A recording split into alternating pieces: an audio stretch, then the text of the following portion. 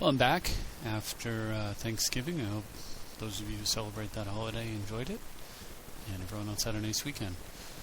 And I've got 10 games here with the Edric deck. If you stick around, the deck list will be brought up at the end of the video. I've made some changes, so actually a few of them don't actually show up. The changes don't show up till about halfway in these games, or not all of them do. But these are what I have for the evening. Hopefully you enjoy yourself. So, starting off, I'll point out cards that I've rotated out if they come up during these games. My opponent, JRM, is playing Silver Queen, and my hand will be at the bottom, but my cards will be up at the top.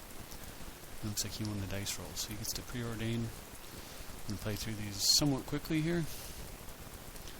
So in his end of turn, I snap a scrib into play, and then go for Edric, so I can start drawing some cards. He's got a counter. I was very happy that it wasn't the mana drain there, as always. So he tithes, rightly assuming that he's not going to get to draw 2 with my scrib in play. And pods.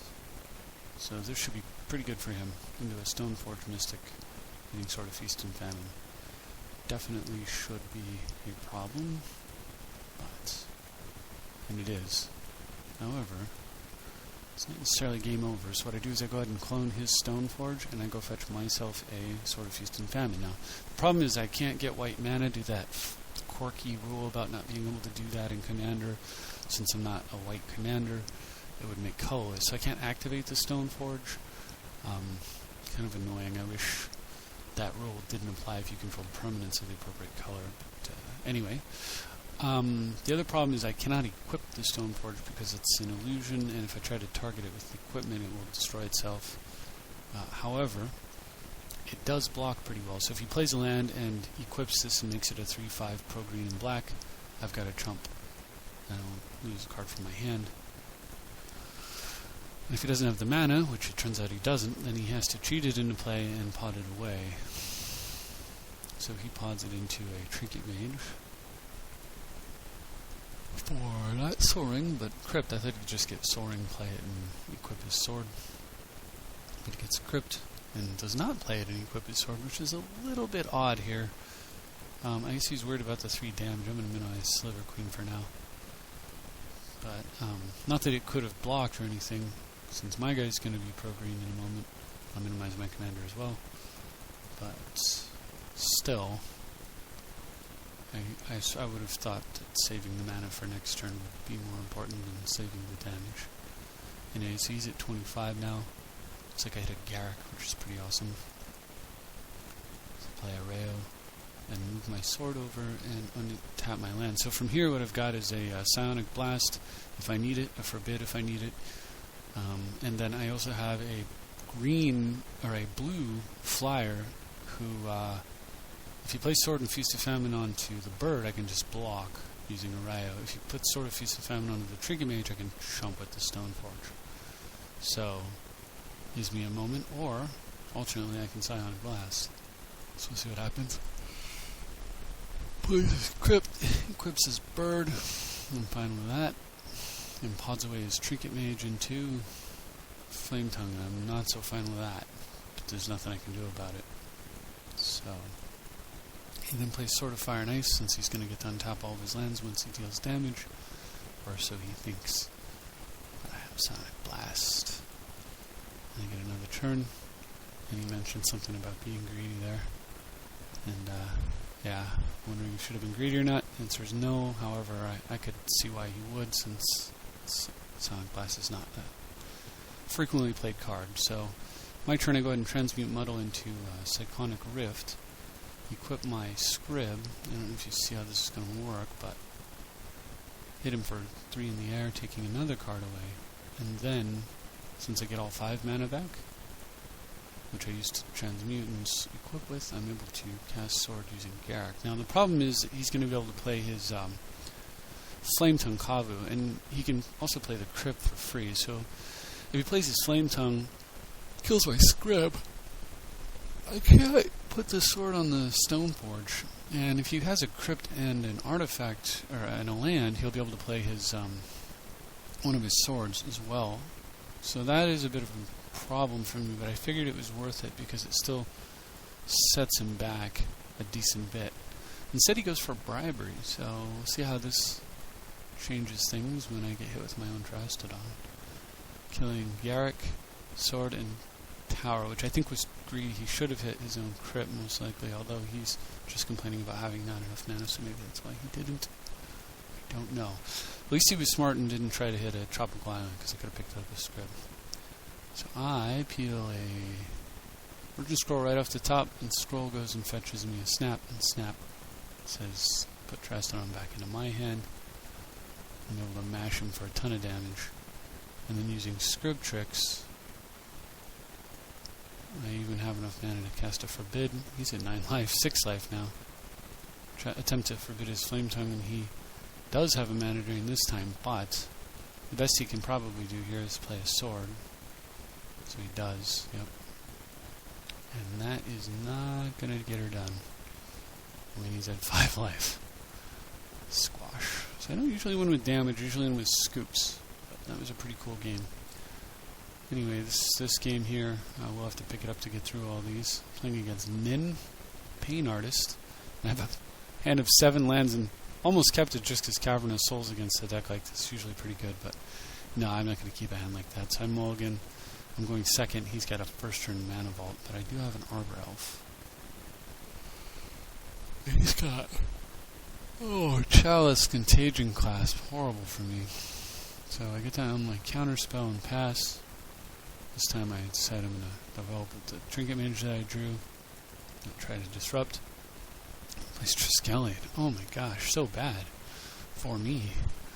So I'll go and just play Edric, thinking that he'll probably kill it, which I want. Because he's got Contagion Clasp, and I don't want him proliferating this thing up again and again and again. So here he decides he's going to take the damage and cast Sphere of Suns, which is very greedy.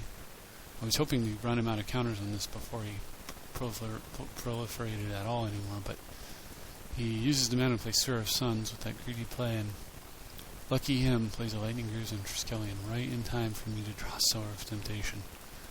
So, not a great spot here, and if he starts proliferating, he's going to have a little machine gun there, but also not too terribly much I can do about it at the moment. So he goes for Sculpting Steel, and he's got Academy Ruins here, so that has the potential to be a long-term problem.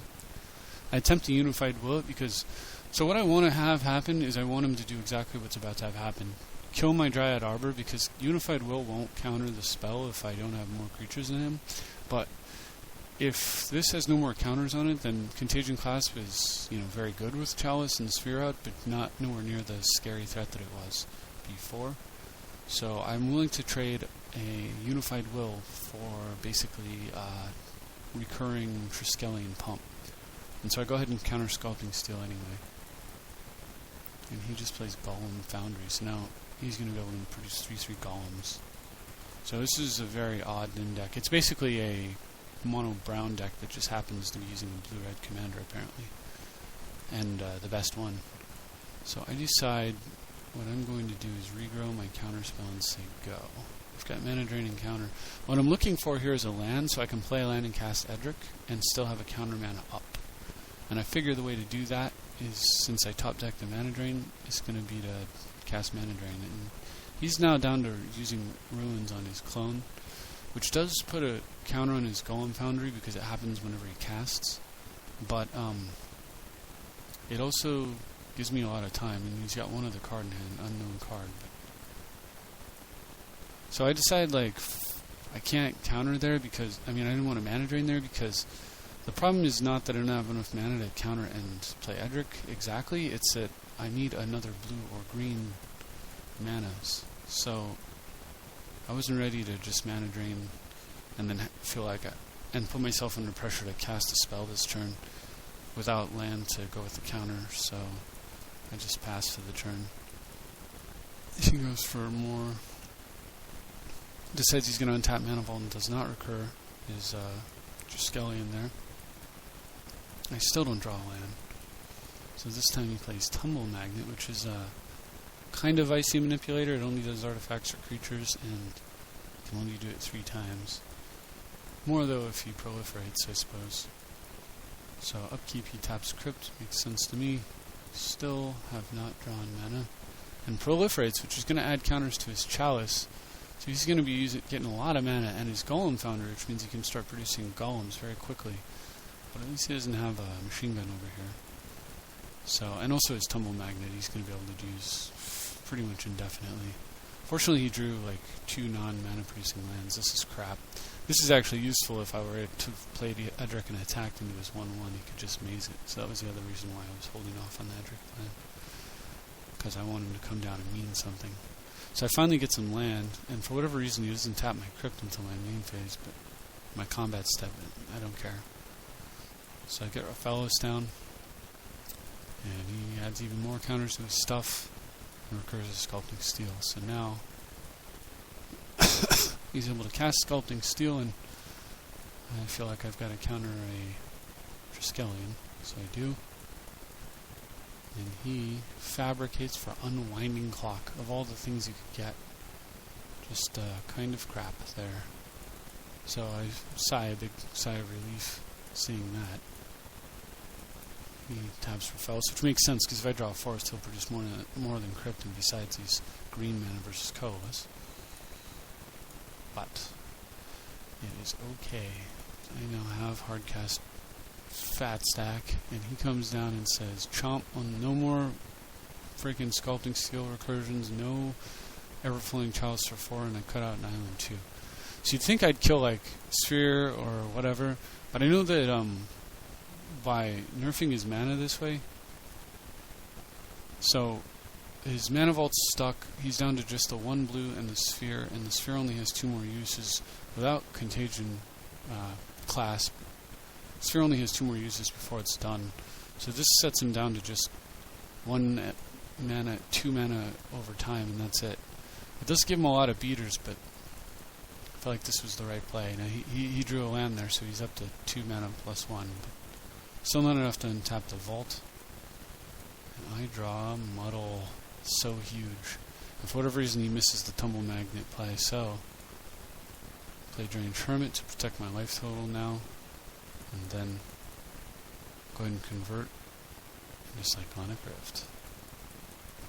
And now all I have to do is just not die for a turn. And he sees the handwriting's on the wall. I mean, he can send all his guys, and I'll just, block a few, trump a few, whatever. And during my upkeep, he can try to Tumble Magnet. And I'm just going to tap, and Rift, and he's going to be left with 2 mana and a mana vault. And so he gives up. And there's really got to pick these up, but these first few games were kind of long there. So here I'm playing against Waterworm, playing Succanar, the Swamp King. I'm at the top again. And I decide to mulligan into this hand here, which is very keepable. He goes first, playing turn 1 Soul Ring. I have turn 1 half a Soul Ring though, so it's okay a little bit. Almost caught up. And I attempt my Edric, but he spell crumples it to the bottom. I've said it before, fortunately when this happens, this deck is not reliant upon its commander, so I go ahead and completely like other Edric decks are. So I go ahead and brainstorm and get myself a land down. Crypt, pod the 1/1 into Cloud of Fairies, untapping 2 lands, and then Viridian Shaman his Soul Ring. And the reason I got Cloud of Fairies, which probably seems a little bit odd, was because I plan to pod it. And so I do. Sword of Fire and Ice comes down, equip Viridian Shaman, and pod the fairies into the man. Then start drawing some cards. So, for whatever reason, I guess he just decides that his position is too weak. He's hit me with his commander once, about to hit me with him twice. Just shows you how horrible that commander is. He can kill 2 of my lands, all of my blue mana, and he still feels that he is in a terrible position, and I tend to agree with him. So,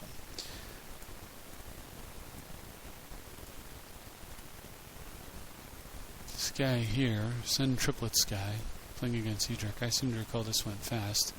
I think I won the dice roll. Nope, he did. So I play first turn Bird, plays Demonic Tutor, and I play... So this is a new edition.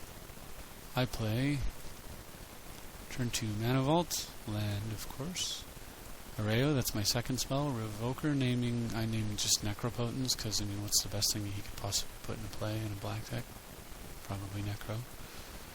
And Elvish Mystic flipping the Revoker. And he gives up. Yay for colorless mana. So,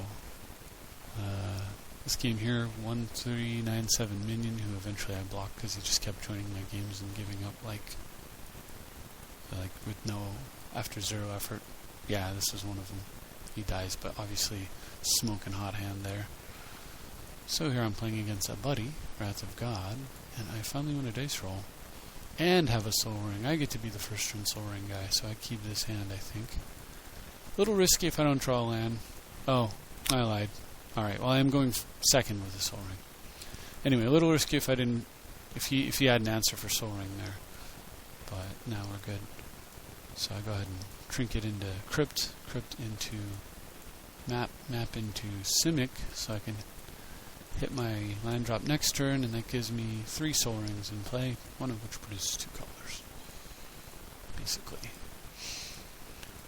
So this turn I'm able to play my commander, Agite, and kill that Enchantress immediately. And play Zur, but unfortunately for him I just have so much mana now.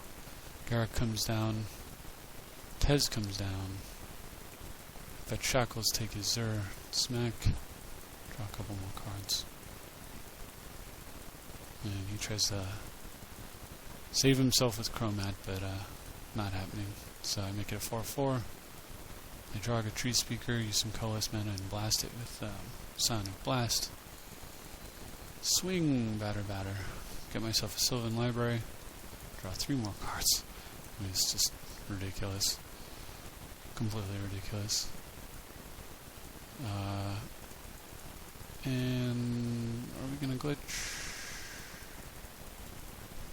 Yeah, anyway, Fairies comes down, generates even more mana, Garruk generates even more, and I play a bunch of crap, and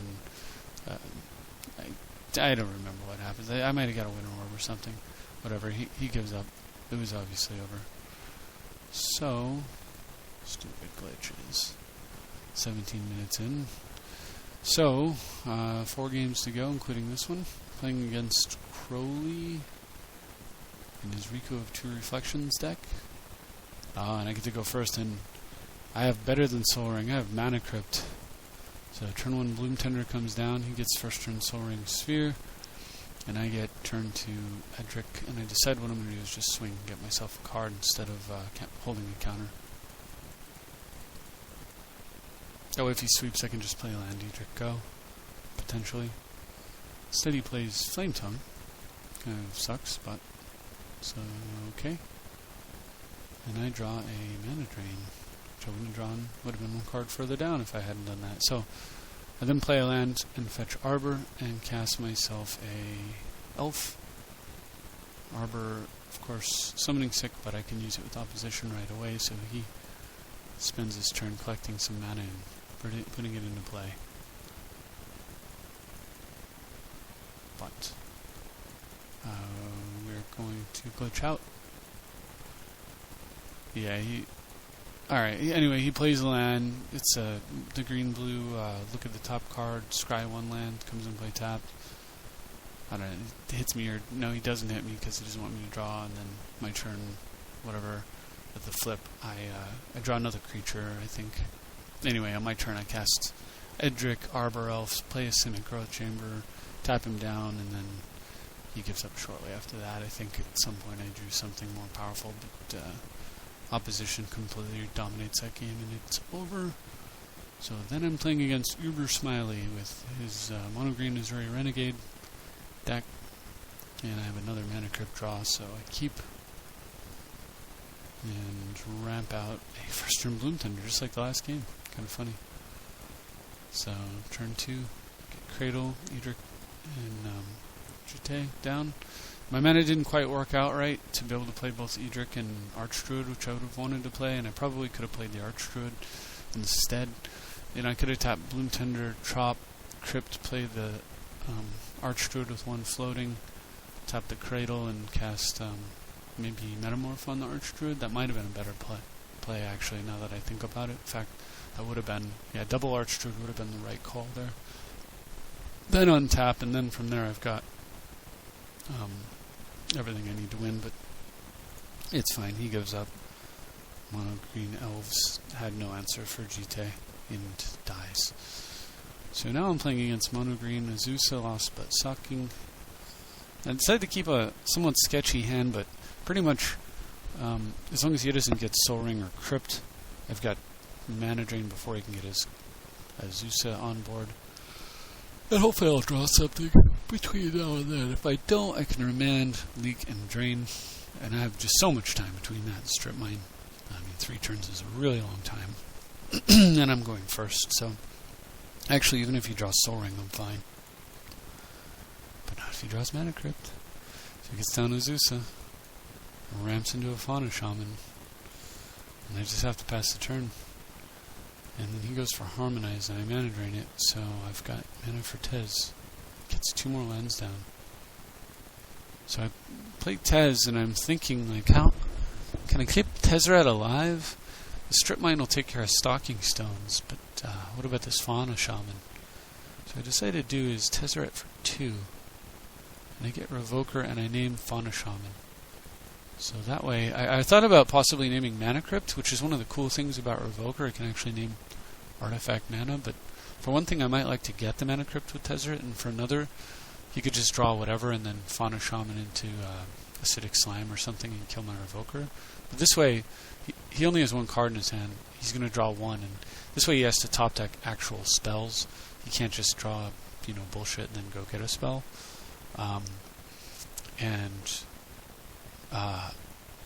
He doesn't have... he's basically in top deck mode with only 2 cards in his hand. And if I untap between now and then I've got counters. So he's really worried because he starts tapping a bunch of mana. Then he plays a land, I'm like, holy crap, did he need 7? What has he got? But he sends, and I decide I'm going to block anyway, so before he can find an answer to this, I'm going to just trade it off, and plus, it's designed to protect Tezzeret anyway. That worked out real nice. But yeah, 7 mana, he's got an Entwined Reaping, so at least it's not, I suppose it could be worse, but now the right thing for him to do is kill my island, fetch himself a Strip Mine, put it into play, and kill my other island, which is fantastic play.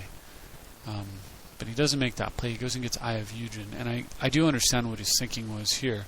Going for Eye, he can, he has no cards in hand, but this way he can start refilling his hand and get even more powerful threats than just beat me with artifact creatures. And it is a problem.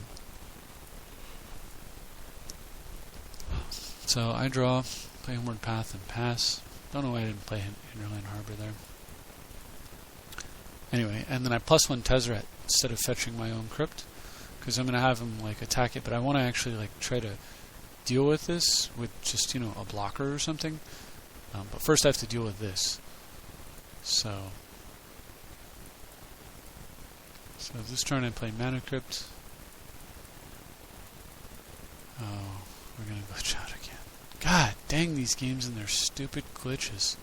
This was an interesting game, but anyway, what ends up happening is I get a blocker down. I have +1 Tezzeret, and he fetches a... Oh no, I want to get a blocker down. So I have +1 Tezzeret, and I play Crypt on a land or something, and then I don't play Tezzeret. I don't play Edric though, because he eyed for duplicate, and so Tezzeret gets hit with Azusa for meaningless damage again, and then I fetch up Snap with Mystical Tutor, and snap Azusa back, and then +1 Tezzeret again. So I think. Heck, I don't remember. Anyway, what ends up happening though is I get enough mana to Mystical Yeah, no, I don't mystical for snap. Anyway, I get enough mana to mystical for natural order. And I natural order away Crypt and 2 forests, leaving him with just 3 forests and an eye, which means he can't play the duplicate. And then shortly after that, I'm able to play Edric, and from there it's all over. Can't remember if I sacked Tezzeret to go get a Soul Ring or what my exact line of play was on that, but the video is getting long, so finally I'm playing against, well, the video is long, it's not even getting long, it's there.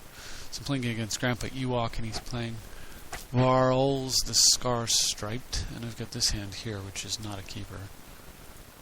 But this one very much is, so I do. He's going first, then I get turn 1 Mystic, and he gets another Yahoo with turn 2 Contagion Clasp. It's very annoying, actually. So, okay, Mystic's dead. So I draw an elf and play that instead. Opponent plays Varls the Scar Striped, which, you know, it works pretty well. I like Clasp and Varls. You can, I guess, add counters to it. I don't know, I suppose it's something. So, the thing is, I can play the Revoker and name Varls, and he wouldn't be able to sack a creature to regenerate it, but his guys would still have Scavenge. I could play the Evoker and name Contagion Clasp, but until he puts counters on something that lives, really won't do anything. So for now, I'm okay with just holding the Revoker and kind of waiting and seeing what happens and developing my mana base. So he plays Hand of the Praetor, which is a real threat. He can give me a poison counter by casting a creature with Infect, and then potentially Clasp his way to victory. So I was glad I held the Revoker. Kind of narrows down what I want. And of course if he hits me, 3-2 in the back, that's a definite problem. Anyway, this turn I play Hive Master, Garrick, as opposed to Edric, and I make a Beast, who then trades with the hand. Fortunately, he didn't cast the creature with Infect prior to attacking, so I don't get any poison at all. And then he plays Corpse Cur, which... Infect, rather. If he would have played this beforehand, he wouldn't have been able to attack, but he could have put poison counter on me. This way he gets to trade, basically kill an elephant, but he doesn't give me a poison counter, so I don't really think he made it the best play there, but I'm not sure what he could have done with such cards as what he had. So anyway, I play Arbor Elf, and then tap for 2, 3, and then untap my land so I can cast Edric, tap the Elvish Archdruid now for 5 mana, put a Sword of Fire and Ice onto one of the insects and say go. So I've got good defenses for Garrick. I think things are pretty stable here, and then he plays Contagion Engine. I'm like, oh no! But Elvish Archdruid is protecting all of my elves, so this guy now became like protect him at all costs kind of a thing. I do lose 1 insect thanks to Sword being on the other insect. It's not dead. He just doesn't even send, and look what I top deck. So this guy gives me 5. So the question is, can I Rift, Transmute Muddle, and cast Winter Orb? Because if I can do that, then I should Rift. Otherwise, I don't want to Rift, because he'll just recast Contagion Engine and wipe out my whole team. So, if you look, 5, 1, 2, 3, 4, 5. So it's 5, 6, 7. This is 8. This is 9. 2 from him is 10, 11. So 7 and 5 is 12. I'm 1 mana short. So how do I do this? Well, the trick is I'm just going to have to trust that I'm going to draw some mana or a counter spell. So bounce those. I can't send with my mana dork, but I've got a Sword of Fire and Ice, Edric, and a Hive Master. So that means I'm going to draw 4 cards, and all I need is a land or a counter spell. Here we go. Or the Winter Orb itself. No, Tezzeret won't do, but there I find a counter spell. So I was feeling pretty good. I found a Witness, a map. I was thinking about going for Cradle, and I find a land as my last card. So this works out just fine. So I go get Tropical Island, tap for 2, 3, 5, Orb. Go. He gives up. I don't have a force of will to back it up, but don't need one. So there were 10 games. I do hope that you enjoyed them. Super long video. Here are the changes that I've made to the deck. As you saw, I put Phyrexian Revoker into the deck. I added Cloud of Fairies. Absolutely love it. Took out Bribery. And I had an artifact. I had Simic, the Simic mana artifact, and then I also had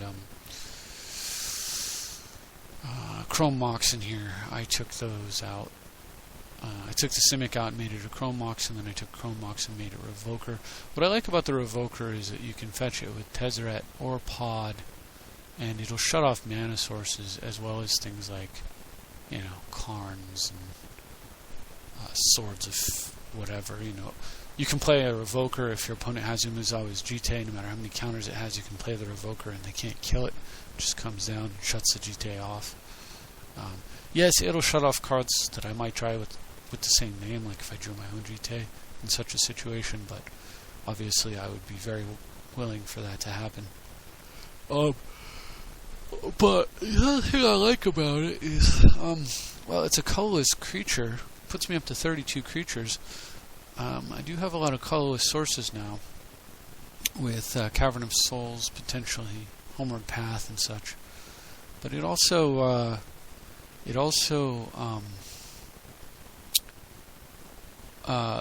it's the naming mana sources thing. So if they get like an early Soul Ring or Crypt and I don't have one, I'm willing to name those cards with the Revoker, and just assume that I won't draw mine, and just run with that.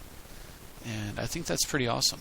So we'll see if it stays, but for now it seems like a pretty cool card. And although if I played with Pithing Needle, I could fetch Pithing Needle with Trinket Mage, as well as Tezzeret, as well as Pod if I podded into Trinket or a clone on Trinket for Pithing Needle.